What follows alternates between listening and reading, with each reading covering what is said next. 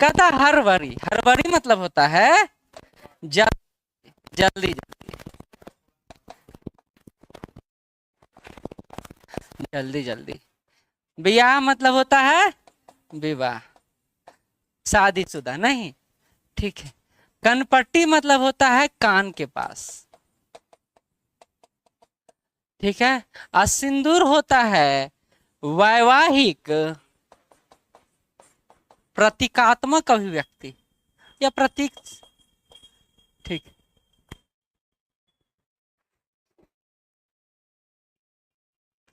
जल्दी जल्दी को इंग्लिश में हरी कहते हैं, विवाह को मैरिज कहते हैं। अच्छा ठीक है, लिख लो, सब पता है तुमको। विवाहिता की पहचान के identity of the married women. सिंदूर का मतलब होता है आइडेंटिटी ऑफ मैरिड वुमेन।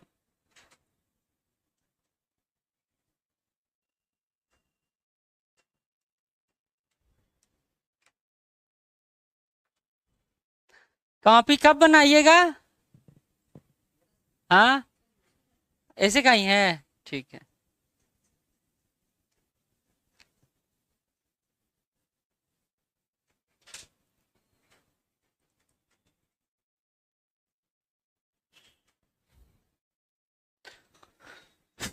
हो गया? इतना लेट से क्या हो रहा है? चलिए, अब इसका मतलब कौन समझाएंगे? हमको लगता है इतना में तो समझ जाना चाहिए। इसका मतलब कौन समझाएंगे?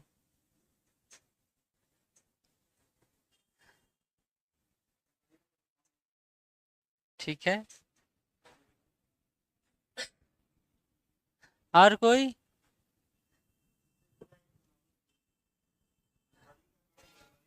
ठीक है, लेकिन इसका मतलब कौन बताएंगे?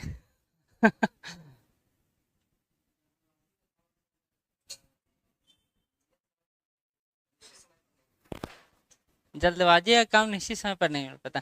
आप सही हैं, लेकिन रुक जाइए। आगे से लड़की लोग, चश्मा क्या हुआ? ओ, हमको लगा पावर वाला है, शौक वाला है, कार वाला ही है ना। ठीक है, लड़की लोग में कोई? प्रियंका तुम बहुत अच्छा सोचती हो, सोचो। ये दिमाग बैठा बैठा के सोचती है, अंदर बाहर ले जाके। बोलो।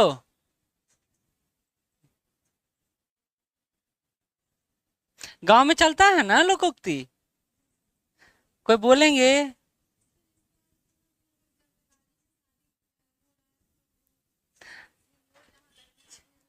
नहीं लग रहा है। अच्छा ठीक है, बहुत अच्छा।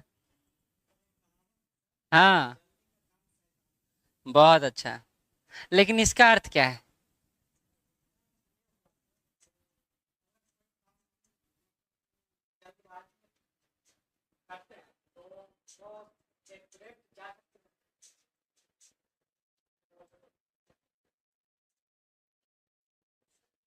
जल्दबाजी का काम सही नहीं होता है। जल्दीबाजी में काम सही तरीके से नहीं होता है, या सही नहीं होता है।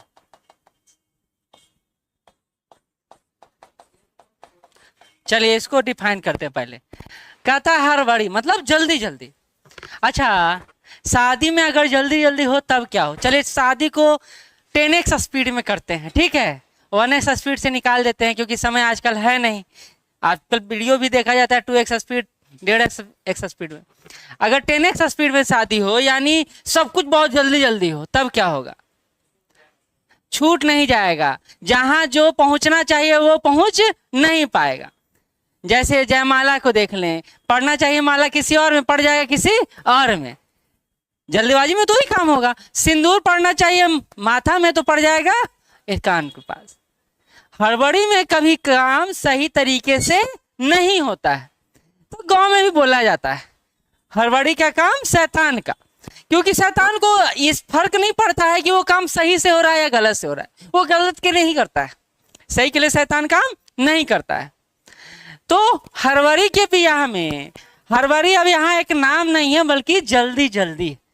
में कुछ ना कुछ गलत होता है। तो क्या गलत हो सकता है? सिंदूर देना है माथा में, चला जाता है कान के पास। हे भगवान, उस कॉन्सेप्ट पर हम काहे जाएं? सही बात है, कंसेप्चुअली हुआ, विवाह नहीं हुआ, तो दोबारा डाल देगा माथा में, क्या दिक्कत है? काने में ना डाला है, होगा नहीं होगा वाला कंसेप्ट है। कंसेप्ट हमारा ये है कि जल्दबाजी में कोई भी नियत काम सही तरीके से नहीं होता है। अब आपको इस पर मंथन करना है। टाइम आपके पास है 10 मिनट्स।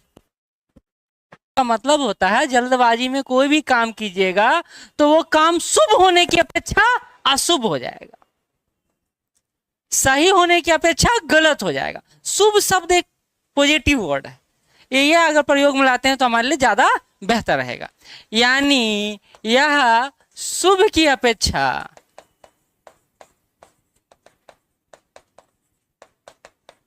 अशुभ हो जाएगा। इसलिए शादी ब्याह में देखिएगा आप, पंडित जी बड़ा आराम आराम से पूजा करवाते हैं, विवाह कार्य संपन्न करवाते हैं, ताकि कोई भी विधि छूट ना जाए और सांस्कृतिक रूप से या धार्मिक रूप से यह विवाह अमान्य ना हो। इसके लिए हर संस्कार को बहुत ही विशेष तरीके से कराया जाता है, कोई हड़बड़ी नहीं कि नहीं भाई। विवाह पहले होता था 3 दिन तक विवाह होता था, पता है आपको, लगातार चलता रहता था। 5 दिन वाला भी होता था जब तिलक के बाद शुरू होता है विवाह। अब तो 3 दिन बहुत ज्यादा हो गया, क्योंकि उतना इंतजार, उतना ज्यादा व्यस्त हैं सबकी, इतना रह नहीं सकते। तो 3 दिन विवाह कार्य चलता था और पंडित जी जब शाम में बैठते थे तो सुबह 10-11 बजे तक विवाह कार्य संपन्न करवाते थे। अब तो 2 से 3 घंटा में संपन्न करा, शॉर्टकट वो भी ले आए। तो बोला जाता है धार्मिक संस्कार को करते समय यह निश्चित किया जाना चाहिए कि वह काम शुभ तरीके से हो, अशुभ तरीके से ना हो। और जब जल्दबाजी में कोई काम होता है तो वह अशुभ होता है, शुभ नहीं होता है। इसका मतलब यही है। अच्छा, अब इसको हम लोग थोड़ा सा 2-3 प्रसंग लिख लेते हैं ताकि हमको आगे इसको जोड़ने में आसानी हो। लिख लीजिए, हड़बड़ी में गड़बड़ी, ये भी आ सकता है निबंध, इसी से जुड़ा हुआ है। हड़बड़ी में गड़बड़ी,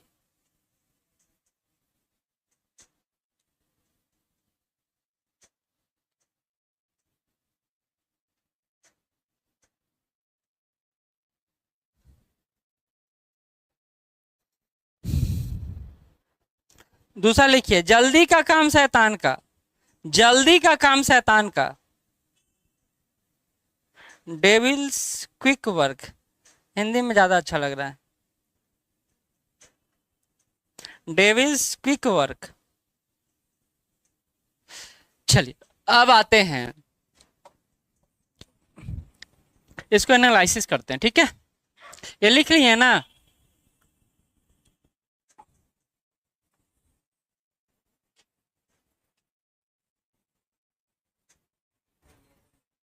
यह लोकोक्ति मूलतः कार्य संपादन की अभिव्यक्ति है।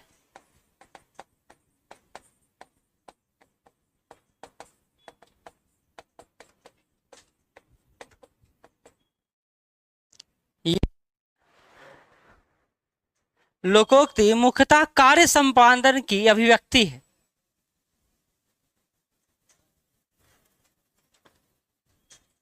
यह मुख्यतः कार्य संपादन की अभिव्यक्ति है, एक्सप्रेशन ऑफ वर्क। ये क्या है? Expression of work. अच्छा, जब कार्य करते हैं तो या तो वो काम सही होता है या वो काम गड़बड़ होता है, दो ही होता है। अगर सही काम होता है इसका मतलब है निर्णय उचित समय पर लिया गया है, कार्य सही तरीके से क्रियान्वित किया गया है, क्रियान्वयन क्या है? सही है, इंप्लीमेंटेशन क्या है? राइट। और क्या हो सकता है? और क्या हो सकता है? काम का जो मोटो है, उद्देश्य है, यानी लक्ष्य को प्राप्त करने वाला होगा, लक्ष्य को।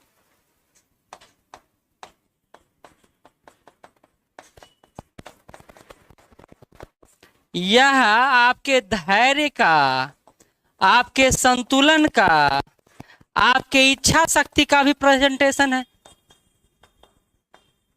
है या नहीं है?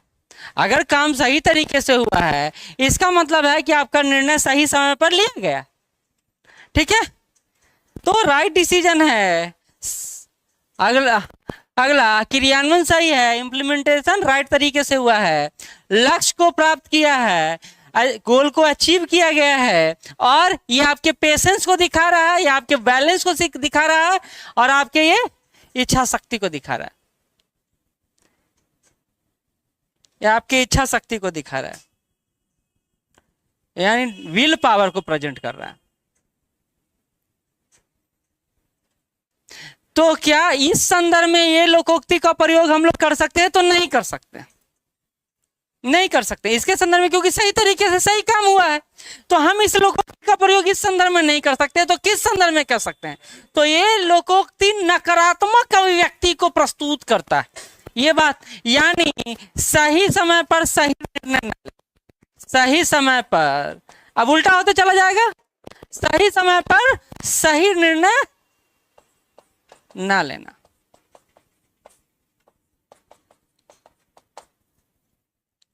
ये क्रियान्वयन सही तरीके से नहीं हुआ है।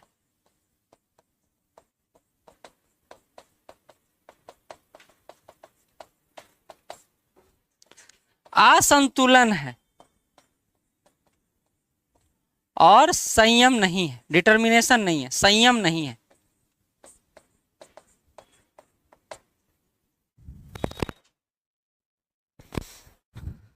दिशाहीन होकर कार्य किया गया है। अगला पॉइंट नीचे यहां लिख देता हूं, दिशाहीन होकर कार्य किया गया है, दिशाहीन होकर कार्य किया गया है।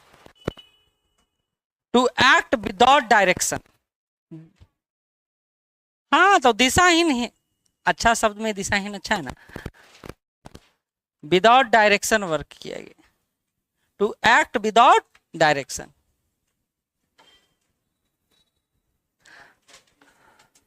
हाँ वो सब इसमें आप जोड़ लीजिएगा, ठीक है। अब हम इस निबंध को डिकोड कर रहे हैं। यह निबंध मूलतः नकारात्मक अभिव्यक्ति को प्रदर्शित करता है, जिसमें समाज में जो कार्य किया गया है वो जल्दीबाजी के कारण बिगड़ा है। और क्यों बिगड़ा है? क्योंकि सही समय पर सही, कनपट्टी पर सिंदूर डालना मतलब हमारा निर्णय गलत हो गया।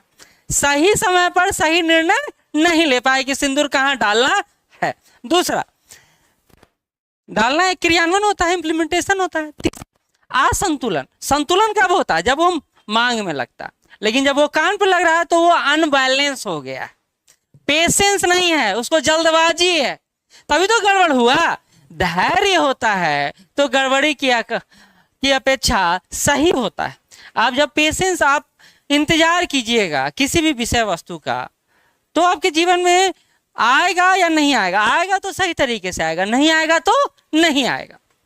तो आप में अगर पेशेंस है तो वो कार्य सही तरीके से होगा, लेकिन पेशेंस नहीं हुआ तो कार्य गलत तरीके से हो सकता है। तो ये सारी की अभिव्यक्ति करता है, और इसी के संदर्भ में हम लोग इस लोकोक्ति का प्रयोग करते हैं। और इसके साथ साथ हम लोग जो ऊपर दो लिखे, हड़बड़ में गड़बड़ और क्या था, हाँ जल्दी है काम शैतान का, ये दोनों के, तीनों के परिप्रेक्ष्य में इसी तरह से हम लोग शुरुआत कर सकते हैं। यानी यह लोकोक्ति मूलतः आपके सही निर्णय ना लेने की क्षमता का अभिव्यक्ति का परिचायक, इसी को यह रिप्रेजेंट कर रहा है। ठीक है, इसको लिखिए, इसी, ये लिख लिए, इसी के संदर्भ में नीचे लिखिए, इसी के संदर्भ में कबीर के दोहे को देखा जा सकता है।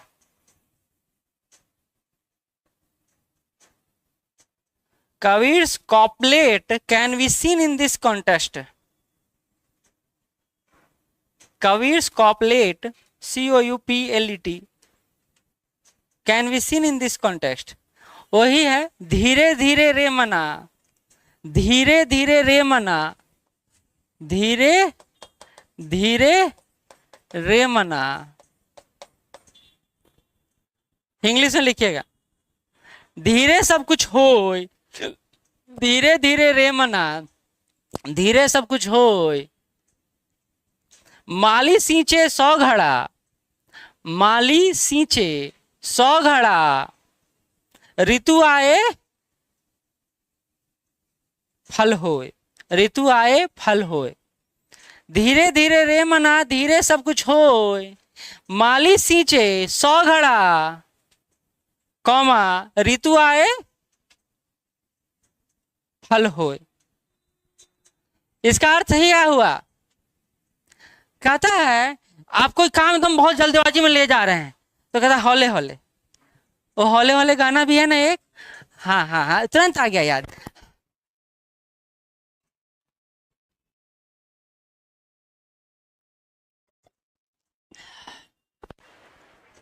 हाँ, तो कहते हैं धीरे धीरे काम करो। तुम एक के बार उससे पानी भर दोगे तो क्या वो फल दे देगा? उसको रहता भाई, पटाने से क्या हो जाएगा? समय होगा, काम का मंजर आएगा और तभी फल आएगा। आप कितनों पानी डाल दोगे, खाद डाल दोगे, भूसी डाल दोगे, तो उससे क्या होगा? आराम से काम करिए, क्योंकि समय पर ही हर काम होता है, समय काम होता है। अगर समय से पूर्व या समय के पश्चात अगर आप काम करना चाहिएगा तो वो काम नहीं होगा। कबीर का ये दोहा यही बताता है कि 100 घड़े से पानी से अगर उसको सींचिएगा भी तब भी वो फल नहीं देगा। कब देगा? जब सही समय आएगा, है ना? और इसी को हम लोग अगला शुरू कर देते हैं। क्या? अब उदाहरण क्या है कि समय से प्रकृति अपना कार्य करती है। यहां से शुरू हो सकता है या नहीं हो सकता है? देखिए कनेक्टिविटी, समय से प्रकृति अपना कार्य करती है और इसी के आलोक में हम लोग बिहार में या भारत में कृषि पद्धति, एग्रीकल्चर पैटर्न की चर्चा कर सकते हैं। कर सकते हैं या नहीं कर सकते हैं? खरीफ, रबी और जायद, ये क्या है? एक पैटर्न है जिसको हमारी धरती या हमारा पर्यावरण संपादित करता है। एक केस स्टडी देखिए, अभी आपसे मिलता जुलता केस स्टडी है। अब आप धान को जायद में या उत्तर, क्योंकि दक्षिण भारत में धान 12 महीना होता है, हम लोग उत्तर भारत की बात कर रहे हैं, ठीक है? तो यहाँ अगर आप ठंडा के दिन में धान का उत्पादन कीजिएगा तो होगा? नहीं होगा, चाहे कितनों का ही नहीं आप पानी डाल दीजिए, क्योंकि उसका कंडीशन होता है, टेम्परेचर निर्भर करता है। और उत्तर भारत में ठंडा के दिनों में ठंडा रहता है, यानी टेम्परेचर डाउन रहता है, और लेकिन दक्षिण भारत में टेम्परेचर डाउन नहीं रहता है, तो वहां किया जा सकता है, लेकिन हमारे यहाँ नहीं किया जा सकता है। क्यों टेम्परेचर अप रहता है दक्षिण भारत में? समुद्र से प्रार्थना करता है कि ये सागर माता हमको दे दीजिए गर्मी, ऐसे कॉन्सेप्ट बताओ।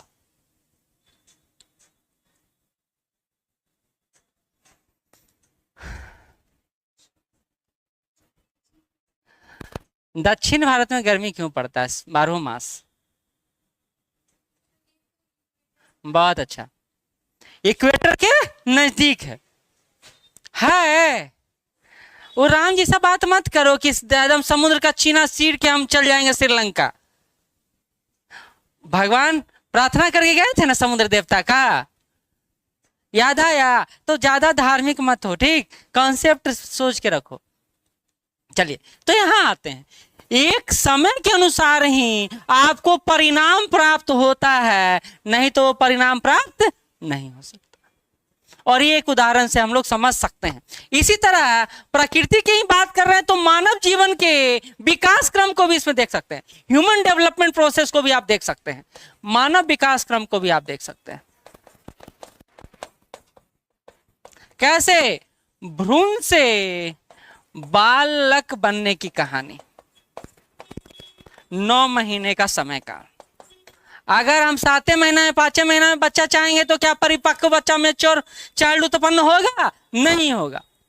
आप देखिएगा जो भी बच्चा ना 7-8 महीने में जन्म लेता है वो वेंटिलेटर पर रहता है या उसका मृत्यु हो जाता है। वो वेंटिलेटर कहता है, उनके माँ बाप से सुनिए कितना मेहनत से तुमको बचाए, तुमको क्या पता है, क्योंकि परिपक्व बच्चा नहीं रहता है। अब वो श्वास भी नहीं ले पा रहा है, उसका विकास क्रम भी नहीं हो पा रहा है, वो इस पर्यावरण को समझ भी नहीं पा रहा है, तो वो तो पहले ही समाप्त हो जाएगा। तो इसलिए उसको वेंटिलेटर पे रखा जाता है। आप जाइएगा चाइल्ड हॉस्पिटल में तो आप देखिएगा ये घटना बहुत ज्यादा होता है, आजकल ज्यादा हो रहा है। क्यों हो रहा है ज्यादा? क्योंकि हम लोग जो खाने में पहले होता था कि जब आप गर्भवती होते थे या आपके घर में कोई रहते थे तो उनको खाना पौष्टिक आहार दिया जाता था, उनको एक दूध मक्खन ऐसे तरह के प्रवृत्तियों से काजू किशमिश दिया जाता था खूब। अभी हाँ हमारा फास्ट फूड खाने का मन कर रहा है तो हमको चाउमीन खाने का मन कर रहा है, तो हमको मैगी खाने का मन कर रहा है। अब ये क्या है? बच्चे के लिए, आपके गर्भ के लिए नकारात्मक, क्योंकि आप एक जान नहीं है, 2 व्यक्ति, उसको न्यूट्रिशन चाहिए। और जब वो न्यूट्रिशन नहीं मिल पाता, एक तो आजकल पतले लोग होते हैं बहुत ज्यादा, ये सारा क्रिया संपादित होता है चूंकि आपके शरीर में, तो आपके शरीर का प्रभाव भी पड़ता है। इसलिए देखिएगा जब गर्भ धारण करने के बाद लेडीज का वजन बढ़ जाता है, महिला का वजन बढ़ जाता है, कारण वही होता है, कुछ कुछ का नहीं बढ़ता है। खैर, तो हम लोग उदाहरण दे रहे हैं। आप देखिए ये क्या है कि ये 2 उदाहरण हमारे विषय है, हम इसको अच्छे से कोट कर सकते हैं, इसके बारे में अच्छे से लिख सकते हैं, और ये बताता है कि सही समय पर अगर बच्चा उत्पन्न नहीं होता है, 9 महीने का समय काल पूरा नहीं होता है, तो ऐसे में बाल मृत्यु दर में वृद्धि हो जाता है, बाल मृत्यु दर में वृद्धि हो जाता है, चाइल्ड रेशियो जो होते हैं वो कम हो जाता है अगर हम लोग समय से काम नहीं करेंगे तो हर देखिए कुछ लोग होते हैं ना, दिन तिथि देखकर बच्चे पैदा करते हैं। ये देखे हैं कंसेप्ट, नया कंसेप्ट, भैया एकदम पूर्णिया मास को एकदम आधी रात में जन्म लेगा तो हमारा बच्चा कृष्ण पैदा लेगा। तो आजकल कृष्ण कोई खोजता नहीं है, क्योंकि रंग कृष्ण का किसी को नहीं चाहिए, सबको रंग चाहिए एकदम ऋतिक रोशन वाला, और बच्चा चाहिए श्री कृष्ण जैसा। तो इसके लिए हम लोग कंसेप्ट देते हैं साइंस में डिजाइनर बेबी का, नाम सुने हैं? ठीक है, क्योंकि कृष्ण भगवान का काले नहीं थे, सांवले थे। अब भारत है जो अंग्रेजों का गुलाम रहा है, तो हमारे आंख में क्या चढ़ा हुआ है? उजला, इसलिए फेयर एंड लवली टिक पाया यहाँ, नहीं तो टिक पाता। और लड़की से ज्यादा तो लड़के फेयर एंड लवली लगाते हैं हमारे यहाँ। जब से फेयर हैंडसम आया थोड़ा सा मुकाबला कम हुआ है, नहीं तो पहले तो बराबर पर चलता था। कौन रखे हुए हैं? कोई बात नहीं, वो ऐसे ही बहुत चमकते हैं, उनको कोई जरूरत नहीं है। चलिए आगे चलें। ये बात समझ गए कि हम लोग कैसे उदाहरण से जोड़ सकते हैं। अच्छा, ये क्या दिखलाता है? तो यह दिखलाता है कि अगर समय पर कार्य हो, समय पर कार्य हो तो परिणाम सकारात्मक होता है, पॉजिटिव इंपैक्ट क्रिएट होता है।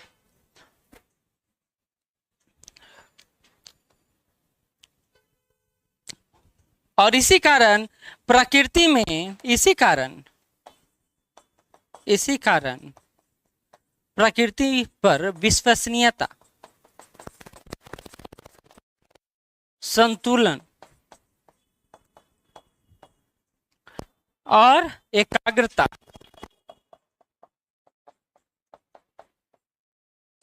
बना रहता है।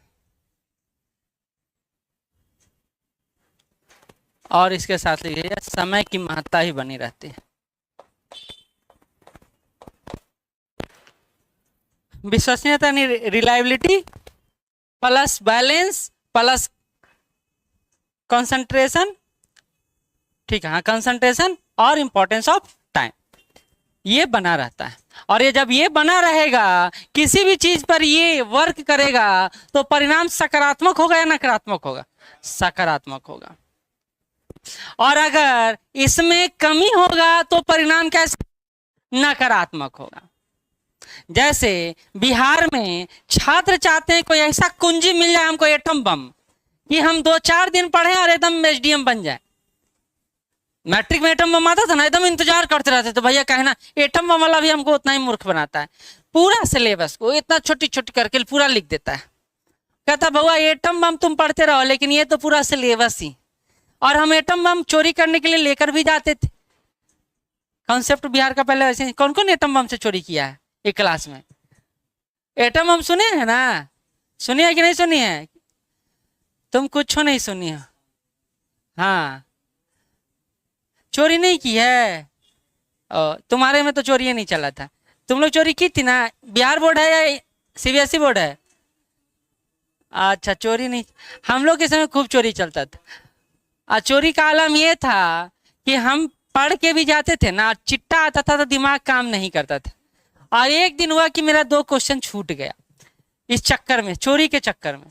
हम अगले दिन से एकदम मान लिए कि हमको चिट्टा कोई भी आ जाए चोरी नहीं करना, क्योंकि उसमें क्या होता है, आपको जो देता है ना कि किताब लेके जाइए और एग्जाम दीजिए, कभी पास नहीं कीजिएगा। बिहार में पहला ऐसा राज्य है जहाँ किताब ले जाकर आप एग्जाम दे सकते, पता है ना? बीएसएससी। लेकिन वो कभी पास लड़का नहीं करेगा जो किताब लेके जाएगा, क्योंकि एनसीईआरटी ले जाना होता है, गाइड उड ले जाना होता नहीं है।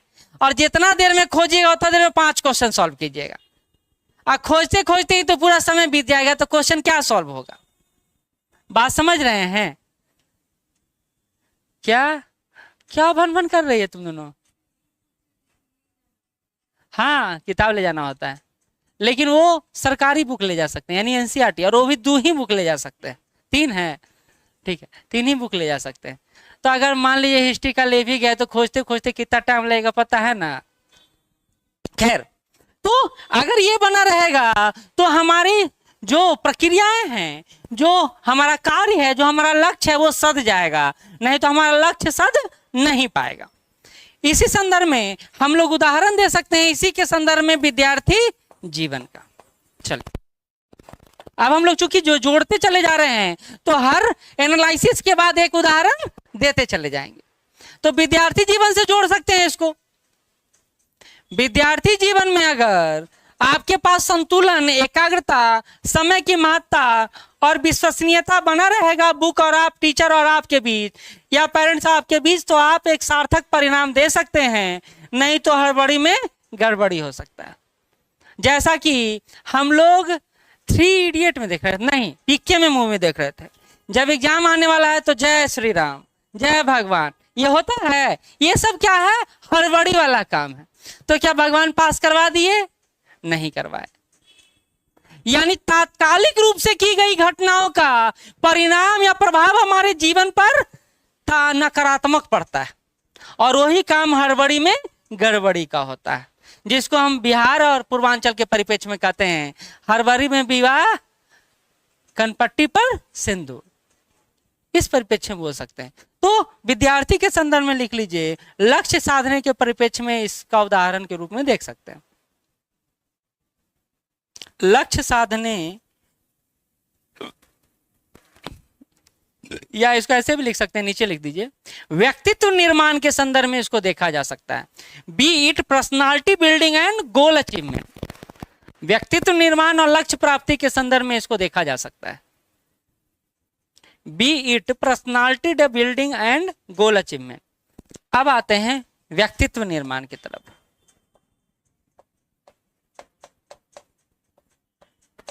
Personality development. क्या आपको लगता है कि एक दिन में कोई पर्सनालिटी बन सकता है? नहीं बन सकता। इस क्लास में ही देख लीजिए, कई सारे लोग हैं जो 2 महीना से भी हैं, 6 महीना से भी हैं, 1 साल से भी हैं। हर किसी के व्यक्ति का पर्सनालिटी अलग अलग है। वो अलग अलग क्यों है? क्योंकि उनके कार्य करने की पद्धति, यानी जो वो वर्क इंप्लीमेंट करते हैं, उसका तरीका, मेथोडोलॉजी सबका अलग अलग होता है। अगर व्यक्तित्व निर्माण की बात है तो व्यक्तित्व निर्माण कैसे होता है? व्यक्ति में एक तो एकाग्रता का निर्माण होता है, एकाग्रता होता है। दूसरा, ससमय काम होता है, यानी टाइम के अनुसार अपना कार्य संपादित करते हैं, ससमय कार्य संपादन। तीसरा, धैर्य होता है।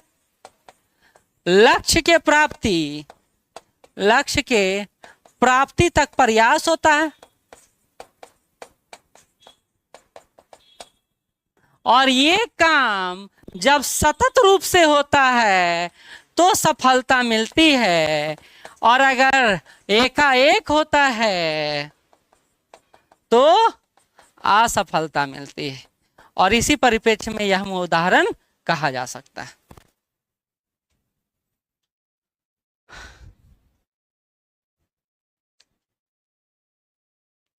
इंग्लिश बता दी, एकाग्रता का कंसंट्रेशन,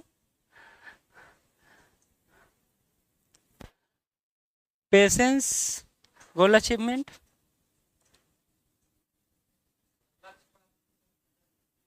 लक्ष्य प्राप्ति तक प्रयास। अब इसका एक उदाहरण देख लेते हैं, ठीक है। इसका एक उदाहरण मान लेते हैं महात्मा गांधी। क्या ये उदाहरण सही है? महात्मा गांधी व्यक्ति नहीं है, व्यक्तित्व, पर्सन नहीं है, पर्सनालिटी। कैसे? तो आप देखिएगा कि गांधी जी के विचारों को, उनके कार्यों को और उनको आदर्श के रूप में सामाजिक मान्यता मिला हुआ है। समाज इसको मान्यता देता है, समाज गांधी जी के सिद्धांत को मान्यता देता है ना। Society recognised Gandhi's thought. तो जब ये सारा मिल जाता है तो क्या ये कि व्यक्ति रहते हैं? नहीं, व्यक्तित्व बन जाते हैं। इवन इनके विचारों को, इनके कार्यों को तो हम लोग संविधान तक में शामिल किए हुए हैं, है ना। अब इन्हीं के परिप्रेक्ष्य में ये इन सारी चीजों को हम लोग स्वतंत्रता आंदोलन से जोड़कर देख सकते हैं। 1915 से लेकर 1947 असहयोग, सबने अवज्ञा और क्विट इंडिया मूवमेंट यानी भारत छोड़ो आंदोलन तक हमने क्या देखा? हमने देखा इन सारे परिस्थितियों के परिवेश में गांधी जी ने काम किया और राष्ट्र का निर्माण हुआ। यानी गांधी जी हड़बड़ी में नहीं थे। आप इस घटना को असहयोग आंदोलन से जोड़ सकते हैं कि चौरी चौरा के बाद गांधी जी चाहते तो आंदोलन को यथावत रख सकते थे, कंटिन्यू रख सकते थे, लेकिन उन्होंने नहीं रखा क्योंकि उनको मानना था कि हड़बड़ी में गड़बड़ी हो सकता है और सही काम गलत डायरेक्शन में घूम सकता है, यानी आंदोलन हिंसात्मक हो सकता है। और इसी अभिव्यक्ति के कारण उन्होंने इस आंदोलन को वापस ले लिया, लेकिन उन्होंने इसको सतत रूप से जारी रखा और फिर हम लोग असहयोग आंदोलन, फिर हम लोग भारत छोड़ो आंदोलन के रूप में इसको देख सकते हैं, जिसका अंतिम परिणाम क्या हुआ? भारत की आजादी। बात समझ में आया? हाँ, अब गांधी जी आइए गए हैं तो इसको पर्यावरण से भी जोड़ देते हैं। व्यक्ति के इच्छाओं को पूरा किया जा सकता है, नहीं, व्यक्ति की आवश्यकताओं को पूरा किया जा सकता है, लेकिन उनके स्वार्थ को पूरा नहीं किया जा सकता है। तो गांधी जी के पर्यावरणीय मूल्यों को परिप्रेक्ष्य में भी यह बात किया जा सकता है।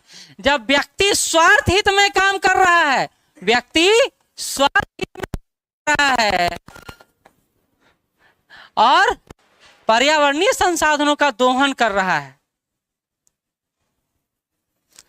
Gandhi ji said, the earth can satisfy our needs but not our selfishness।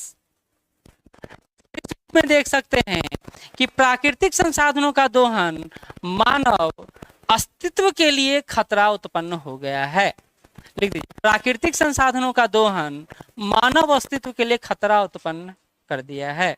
Exploitation of natural resources is a threat of human existence. हम बोले कि गांधी जी कहते हैं आवश्यकताओं को पूरा किया जा सकता है, लेकिन सब स्वार्थ को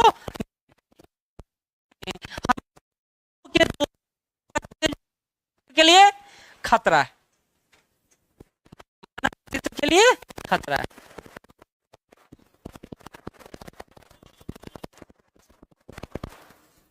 है ना। संसाधनों का दोहन हम कैसे कर रहे हैं? डिफॉरेस्टेशन करने में लगे हुए हैं, ऐसे ऐसे के कारण ग्लोबल वार्मिंग की बड़ी घटना हो रही है और इससे क्लाइमेट हुआ है। तो ये सारा है।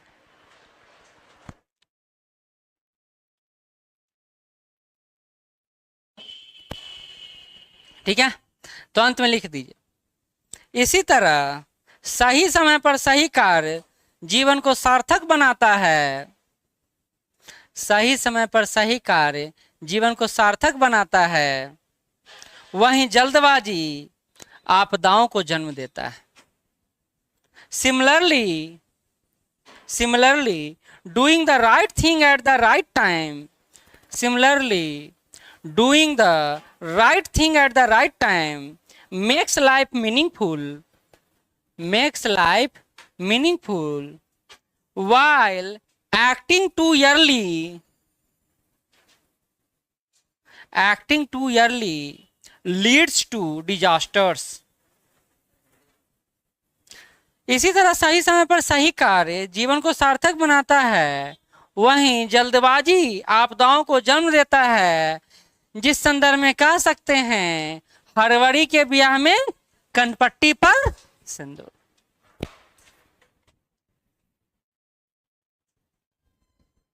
हड़बड़ी के ब्याह में कनपट्टी पर सिंदूर।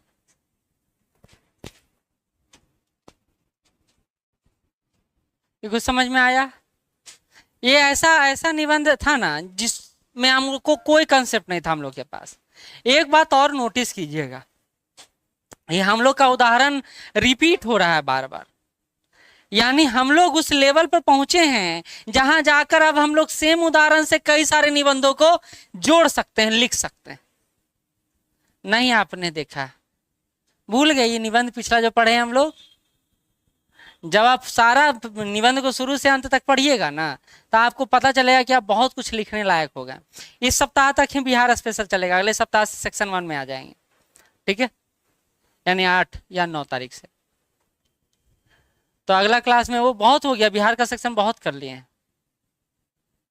हम लोग। लगता है 50-60 तो 50 के आसपास किए होंगे। कितना किए हैं उतना नहीं हुआ है। चलिए, तो 1 से 2 भी तो जुड़ता है।